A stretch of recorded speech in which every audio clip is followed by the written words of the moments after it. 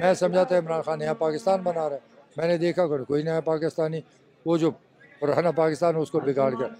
इस वक्त हमारे साथ मौजूद हैं पाकिस्तान तहरीक इंसाफ पार्लियामेंटेरियन के सरबराह और खैबर पख्तूनख्वा के साबिक वज़ीर आला जनाब परवेज़ खटक साहब। मैं अपनी खिदमत के बेस पर लोगों से वोट मांगता हूँ और लोगों को इज्जत देते हैं। खटक साहब, एक प्रेस कॉन्फ्रेंस में आपने ये भी कहा था कि पाकिस्तान तहरीक इंसाफ के इक़्तिदार में आने में आपका बहुत बड़ा हाथ था। क्या आप अपनी जमात के लिए भी उसी अंदाज में आपको लगता है अक्सरियत ला सकते हैं? देखिए, मेरा हाथ इसलिए था, अगर मेरी गवर्नमेंट फेल होती और मैं अगर गुड गवर्नेंस ना दिखाता, इस सूबे में पार्टी को ना उठाता और रिफॉर्म ना लाता, उसकी वजह से फिर तहरीक इंसाफ आ ही नहीं सकती थी। आपको याद होगा कि इमरान खान हर तकरीर में कहता था कि हमने खैबर पख्तूनख्वा में ये किया, बिलियन ट्री सुनामी लाए, सेहत कार्ड लाए, एजुकेशन ठीक किया, रिफॉर्म्स किया, लेकिन वो अमल मैंने पंजाब में नहीं देखा, मैंने गिलगित बल्तिस्तान में नहीं देखा, मैंने फेडरल गवर्नमेंट में नहीं देखा। तो 50 स्कूल, 50 थाने, 50 पटवार खाने, उसको नहीं ठीक कर सका। तकरीरें करता रहा लेकिन अमल नहीं करता। तो मैं इसलिए उसका रास्ता छोड़ दिया कि वो इस मुल्क के लिए बेहतर नहीं है, इस मुल्क की तरक्की के लिए नुकसानदेह, वो इस मुल्क में इंतशार फैलाता है और तरक्की का सोच भी नहीं सकता कि वो करेगा। खटक साहब, ये भी बताइएगा कि इस वक्त आपने कहा कि वो आपने उनका साथ छोड़ा, तो इमरान खान इस वक्त अडयाला जेल में मुख्तलिफ इल्ज़ामात के ऊपर मुकदमात भुगत रहे हैं। आपके एहसासात, जज्बात आपके देरीना कायद और दोस्त के लिए क्या हैं? मैं उसको गुड लक कहता हूँ, जो उसने बोया वही उसको मिल रहा है। अगर वो गुरूर ना करता तो ये हालात उसको, वो बहुत गुरूर वाला आदमी है, वो किसी का दोस्त नहीं है, लोगों को इस्तेमाल करता है, अपना मतलब करता है, कोई उसका दोस्त नहीं है, उसको नफ़रत है सियासी लोग। मैं आवाम को कहता हूँ कि ऐसा लीडर जिसको नफ़रत हो, और ऐसा लीडर अपने बच्चों को तहजीब ना सिखा। गाली गलोच के बाद उसने क्या किया? 4 साल फेडरल मिनिस्टर था, वज़ीर आज़म था, हमें क्या मिला? कोई इंडस्ट्री आई, कोई डॉलर बढ़े, कोई इकॉनमी बेहतर हुई, कोई खुशहाली है? ये कम से कम इंसाफ तो आ जाता है। अदालतों में रिफॉर्म नहीं किए। मैं तो 4 साल कैबिनेट में बैठा रहा, हैरान होता था कि ऐसा वज़ीर आज़म जिसका पिछले साल पहले जो फैसला किया उसको ये भी नहीं पता, फिर ज़ीरो से शुरू हो जाए। उसका ये ऊपर वाला खाली है और अल्लाह ने उसकी मदद की, अदरवाइज उसने लोगों को हिप्नोटाइज किया झूठ कह के।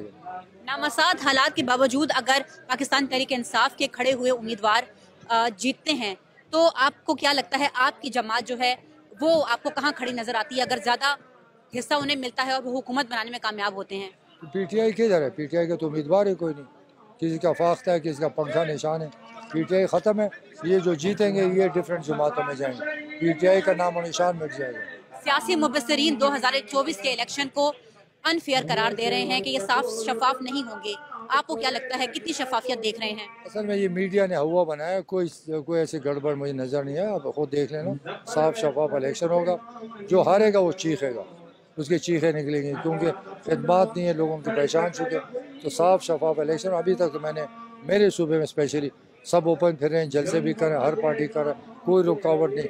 तो इसलिए अमन की सूरत हाल कैसे देख रहे हैं आप? अमन हाल ठीक ठाक है। 2013 में वज़ीर आला बना, इससे बुरा हाल था, रोज़ धमाके, लोग लाशें उठाते थे, इससे 100% ज़्यादा हालात ख़राब थे। इलेक्शन हुए, कुछ भी नहीं हुआ। अभी भी इलेक्शन हो रहे, 2 दिन के बाद इलेक्शन है, कौन सा अमन अमान का मसला? कोई मसला ही कोई नहीं। जनरली कुछ ना कुछ होता रहता है, वो तो सारी दुनिया में, अमेरिका में भी होता है, यूरोप में भी होता है, तो ये नॉर्मल हालात है, कोई ऐसी इशू नहीं। खटक साहब, ये भी कहा जा रहा है सियासी मंजरनामे पे कि खैबर पख्तूनख्वा में एक मखलूत हुकूमत बनेगी। आपको क्या लगता है कोई ऐसा इम्कान है? मुझे अब कुछ नहीं पता, इलेक्शन के बाद पता चलेगा। मेरे ख्याल में मखलूत नहीं बनेंगे, ये आज़ाद हम सब मिलकर खुद ही हुकूमत बनाए। खटक साहब, सियासी वफादारियाँ क्यों तब्दील होती हैं? आपने भी खान साहब का साथ बहुत जल्दी छोड़ा था। वफादारियाँ नहीं, हम किसी का वफादार नहीं है, कोई भी नहीं। हम एक प्रोग्राम के पीछे चलते हैं। मैं समझा था इमरान खान नया पाकिस्तान बना रहा है, मैंने देखा कोई नया पाकिस्तानी, वो जो पुराना पाकिस्तान उसको बिगाड़ गया। कोई इसलिए बदलते हैं कि अमल नहीं करते अपने मशहूर। मैंने अगर पीपल्स पार्टी छोड़ी, वो सारा झूठ। मैंने इमरान खान को देखा, सारा झूठ। तो मैं क्यों खड़ा हूँ? मैंने अपनी पार्टी, मैंने और नहीं किया, मैंने अपनी पार्टी बनाई, मेरी हिम्मत है, मैं सूबे में पार्टी बनाई और अपनी पार्टी को आगे लेके जा रहा हूँ। मैं किसी और के पीछे नहीं गया। मैंने देखा कि इनसे ज़्यादा मेहनत मैं कर सकता हूँ। असम्बली मेंबर मैं संभालता था, पार्टी मैं संभालता था और ख़िदमत मैं करता था, और ये सारा झूठ था। तो मैंने अपनी पार्टी पर जब बनाई कि इनसे ज़्यादा मैं खुद खिदमत करता हूँ, मैं किसी के पीछे नहीं गया। करप्शन के इल्जामात आप पे लगे, उनको कैसे टेक ओवर कर रहे हैं? कौन से करप्शन? ऐसी करप्शन हुई नहीं। कोई एक मलम जबा का था, वो सिर्फ केस ये था कि एक लैंड थी और वो एडवर्टाइज किया टूरिज़म ने, फॉरेस्ट ने ऑब्जेक्शन कर दिया, तो इसमें करप्शन, फिर वो केस फाइनल ये हुआ कि टूरिज़म सही था, अदालत में फैसला हो गया, केस ख़त्म। पार्टी का नाम पाकिस्तान तहरीक इंसाफ क्यों रखा, आगे पार्लियामेंटेरियन लगाया, लोग कंफ्यूज नहीं होंगे? वो इसलिए कि हम तहरीक इंसाफ में थे और हम पार्लियामेंटेरियन अलग हैं।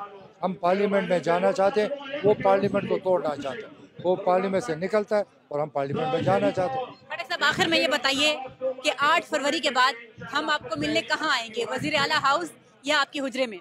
इंशाल्लाह 8 तारीख को यहाँ हम एक जश्न होगा सारे नौशहरा में, इंशाल्लाह सारे सिटी देते हैं, और हफ्ते के बाद इंशाल्लाह इस सूबे में जश्न होगा और मैं वजीर आला हूँ। बहुत शुक्रिया प्रोग्राम में वक्त देने का।